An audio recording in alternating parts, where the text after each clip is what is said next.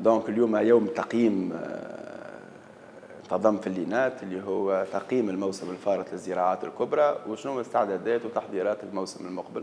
لمحة صغيرة على دور البنك الوطني الفلاحي وحجم تمويلاته للموسم الفارط اللي بلغ 120 مليون دينار للفلاحين، تمتع بها قرابة 4000 فلاح من صغار الفلاحين ومتوسطي وكبار الفلاحين.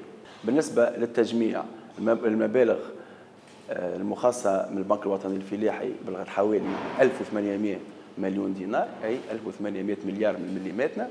انتفع بها ديوان الحبوب ومجمعين خواص وعموميين. البنك الوطني الفلاحي 66 سنة خبرة في تمويل القطاع الفلاحي، خلى اليوم قربنا لحرفائنا وقربنا للفلاحين والثقة المتبادلة بيناتنا نحن والفلاحين خلات الفلاح هذا يرتقي إلى مرتبة الشريك.